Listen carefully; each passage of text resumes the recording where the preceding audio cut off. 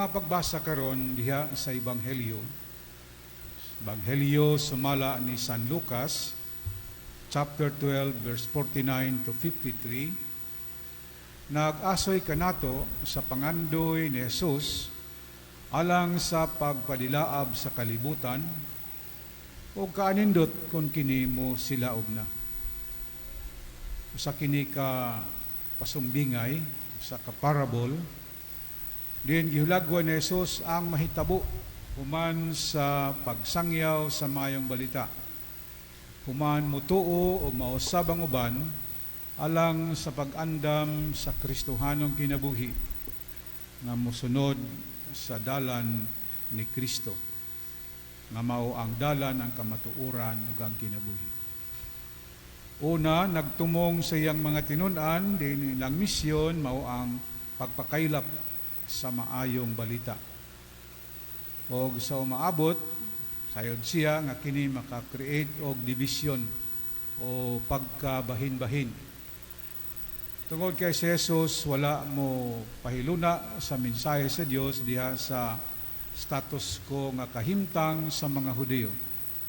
Gani yang gisupak, gisaway ang mga hiwi nga mga pagtulunan nga ilang gihimo sa ilang pagsalikway sa balaod sa Dios o pagpatunhay sa balaod sa tao. Adunay mga supporting evidence ni sa kasaysayan. Diha gani sa ato ang unang pagbasa sa basahon ni Propeta Jeremias. Ang propeta mismo nakasinati og pagsupak gikan sa mga tao o sa namunuan sa nasod sa Israel.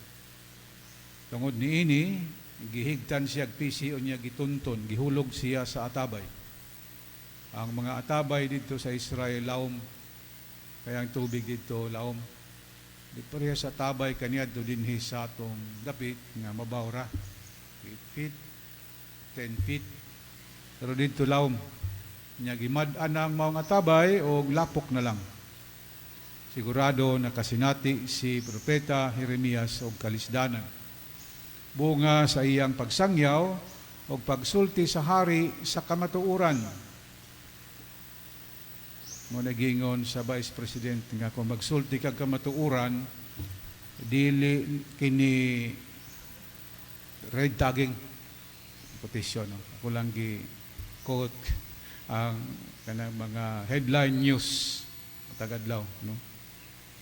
Sa panahon ni Jeremias, iyang giingnan ng hari, nga mo-surrender ngadto sa Dios og dili magampo sa mga Dios og dili magpadala sa kahuyang sa lawas og sa kalibutanong mga pangandoy. Og iyang giwarningan ng hari nga kung di nimo ni buhaton, silutan ka sa Dios apilang imong katawhan. Ang mga tawo nga naminaw niini nasuko kang Jeremias kay iyang gipangsulti ang ilang mga sayop nga binuhatan. Ning-react sila sa mga pagtulunan ni Jeremias. Pasabot ka na, nagisalikway nila ang balaod sa Dios o gihagbong didto sa atabay. Kay si Jeremias nagsulti man sa ngalan sa Ginoo. Sa atong kapanahonan, ano na po challenge kanato? Kaning gisulti ni Jesus nga pagpadilaab, nga pasabot kini nga adunay mensahe nga mo lambo gikan sa katawhan na mag-usab sa ilang kinabuhi gikan sa karaang kinabuhi sa sala ngadto sa bag-ong paglaom sa kinabuhi nga dayon. Nagihalad ni Kristo ang iyang kinabuhi didto sa krus aron pagluwas kanato sa atong mga kasalanan. Klaro nato nga ang pagpadilaab sa pulong sa Dios mao ang pagsangyaw niini. Bago bata naga sa ulog dinhi sa Pilipinas sa ika-500 years of Christianity. Pilipinas lang gani, Christianity, pagsangyaw, abot nag 500 years. Tibuok kalibutan, kabat nag 2,000 years ang maong pagsangyaw. Ug ang pagpadilaab nini mao ang pagkaylap sa mensahe nga usahay makapalisod sa kinabuhi sa mga magsasangyaw Ang mga santos mao ang ilhana nato, ang mga martir sa simbahan. Na kaniadto kada adlaw adunay mamatay, maghalad sa kinabuhi aron pagsaksi sa maayong balita o pagsangyaw sa ngalan ni Kristo. Mo nga daghan mga pagkabahin-bahin tungod kay kining pagtulun-an maghatag kausaban sa kinabuhi sa uban samtang supakon sa uban. Panmao kini ang hagit kabubuton sa Dios nga magbago ang tao diha sa iyang kasing-kasing. Ang nagtabang gayud kanato mao ang Ginoo. Diha sa Salmo 40 nga gikanta atong psalmist, Ginoo dali og tabangi ako. Naay urgency sa tawag, Ginoo dali. Ato pang gipadali ang Ginoo. Bagay ang Ginoo dali man gyud. Ang tawo may langayan. Kung ang tao may mingon, Ginoo dali og tabangi ako. Kaya nga naman, kung mawala day kita, di nato makita nga ang Ginoo duol ra kanato. Diya sa atong mga kasalanan o kalisdanan, mahalayo magpahimulag kanato ang atong mga kahuyang. Muna ang pagsalig sa Ginoo mao ang magpaduol kanato kaniya bisan kon kita adunay mga kasakit o adunay mga problema sa kinabuhi. Muna nga tawag kini ni San Pablo sa iyang sulat ngadto sa taga-Hebreo nga lumba sa kinabuhi.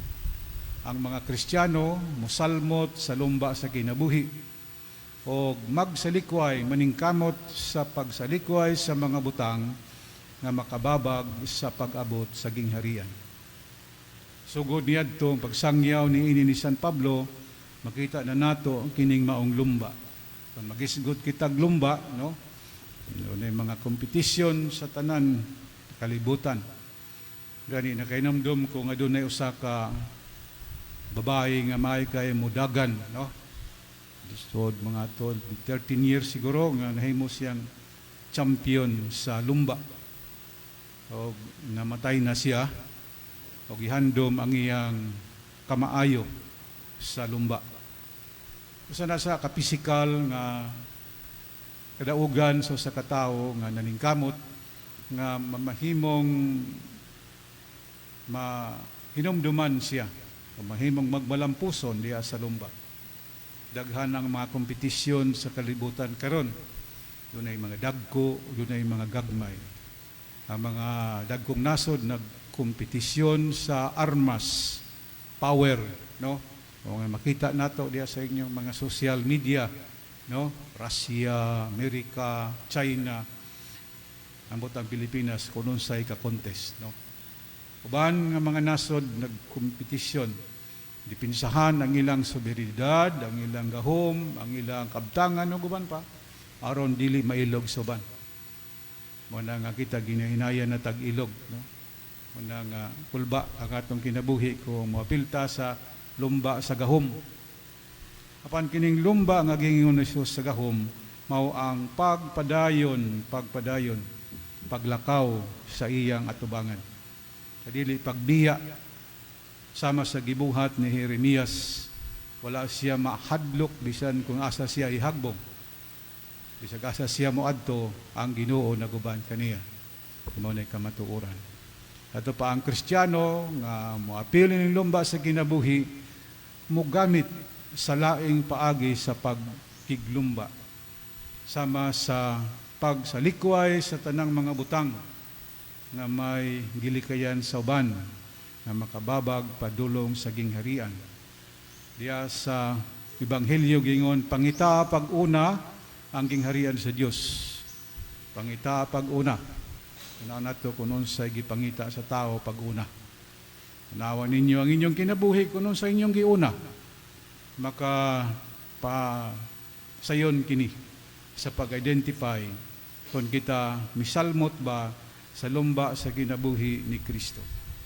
Kung sa inyong tanaw, ang inyong gisunod, mao ang mga bertod nga Kristohanon, dan klaro kaayo na kita may saksi o may lumba sa ato mismong kinabuhi alang sa gingharian sa langit. hantod nga makaabot kita sa finishing line. Sa ito pa kitang tanan puros finalist. Walay mingon kanato nga ikaw lang, Father, ang lumba para sa mua. Hindi ko kahimo niya na. Di man ko makaluwas sa tao. Ang tinuod, si Kristo, mao'y nagluwas ka na to. O siya nagpasaylo ka na to. Huwag matagos sa ka na to, adunay dakong obligasyon o tulumanon. Sa pagsalmot ni ini, isip binunyagan o pagtimaan sa mga pagtulunan ni Jesus. Aron kita mamahimong tinuod nga mga mulupyo sa langit, gikan sa atong practices o pagbansay dinhi sa yuta. Mga hagit nga atong hinumduman sa Ebanghelyo, ang gingon ni Jesus, nga ang kalibutan mo dilaab o pagkanindot tun kini mo silaob na. Physically, ang kalibutan mi dilaab na tungod sa climate change o global warming. Una, kung mayroon ng simbahan, no to mining, no to logging, no to environmental destruction, nagpasabot na nga visible na ang pagsupak sa simbahan. Dili kini siya tinumo-tumo o dili kini siya usa ka project lamang aron maila. Ang tinuod, makita ninyo kung tanaw mo dito sa mga nasod sa Europe karon, sa Espanya, sa Portugal, sa England, nakasunog ang ilang mga bukid bisag way nagsunog. Ang ilang mga siyudad nga tuwa sa outskirt, naapil kasunog, bakwit ang mga tao, libo-libo ka mga tao, milyon ka mga tao napiktahan. O kini ang resulta sa pagkasira sa kinayahan. Pag-abot sa boiling point, mo silaob gayod ang kalayo. Sa mga kung mag-init ka og tubig, pag-abot sa boiling point, mubukal gid siya. No?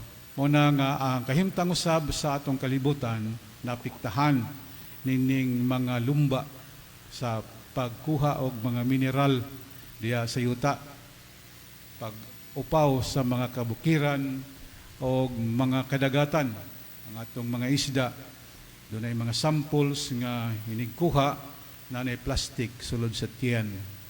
Kaya nga naman, plastic pollution ang nahitabo sa atong kadagatan. Salamat sa mga batanon nga akong nakita nga namunit og mga sagbot, mga plastic sa dalan, no? Napan usahay kalimtan lang diha sa daplin na pod, di na pod ikarga, ibutang dito sa basurahan. Challenge na kanato di lamang sa mga kabatanunan, kundi alam na sa tanan nga tao buhi pa karon.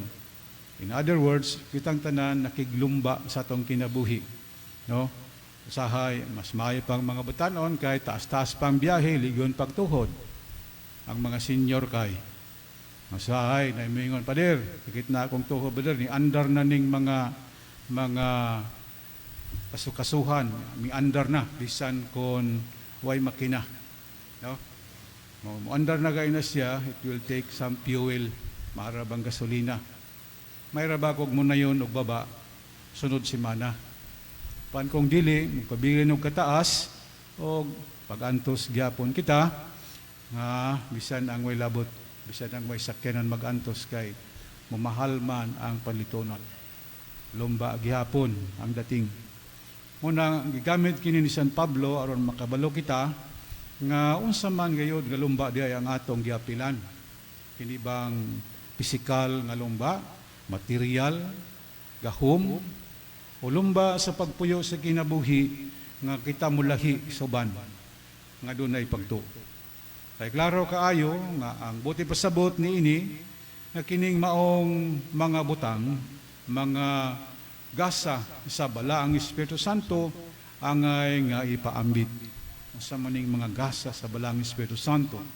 Sa pagkunsad sa Espiritu Santo sa mga apostoles, nausab sila. Sabaton sila o gahom. Nahimo silang mahigugmaon, maluluyon, maayo, o matinumanon sa mga balaod sa Dios sa guban pa. Nilabaw sa tanan na kanila ang kaisog sa pagkiglumba, sumala sa hagit ni Kristo. O kini, usa sa mga misyon sa simbahan. Pagdasig ka nato nga mga binunyagan, kinsa man ang atong gisunod nining maong lumba. Asa man ni paingon, dili ba lang nis kalibutan o magdala ka nato ngadto sa kinabuhing dayon. Mao na sa angay klaruho nato. Kaduha mao ang atong pagsaksi sa ebanghelyo. Nga mausab ang pagsaksi kang Kristo nga nagtawag kanato og nangandoy nga unta kining kalibutan mo dilaab og sa maabot mo silaob na. Kay kining iyang giingon kapasabot kini sa mga epekto sa bunyag nato nga mga magtotoo. Ang maong pagsaksi maghatag og kamatuoran sa pagkinabuhi diha sa atong pagtan-aw nining pagkabahin-bahin. Kabahin-bahin gyud ang mga tao, labi nagdunay eleksyon, ang mga igsuon, mag-away, labi nagdunay mga kaayuhan, kalimtan na lang ang pagkamanagsuon. No? Na nag-away, walay pagpasaylo ay sa usa o guway pagpailog. Kini mao ang kamatuoran sa gingon ni Jesus nga ang tao kung dili makakita sa kamatuoran, malahi gyud ang iyang kinabuhi.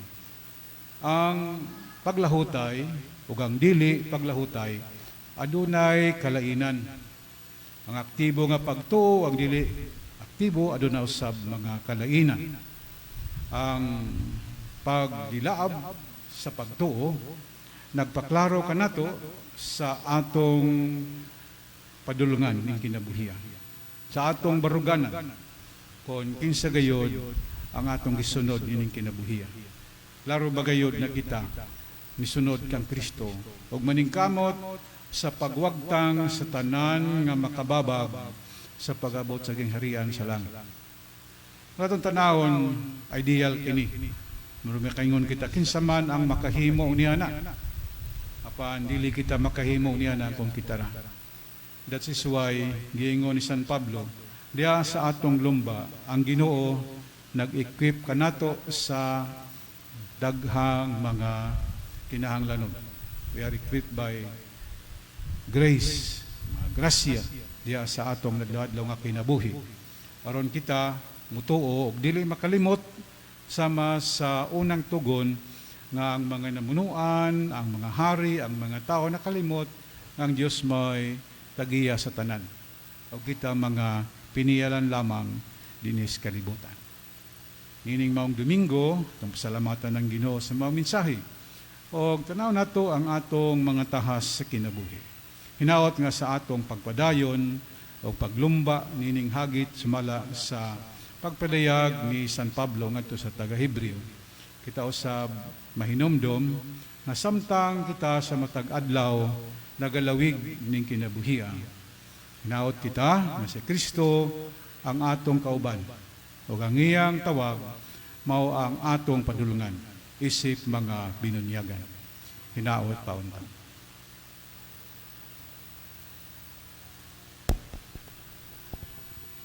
Malindog kitang tanan alang sa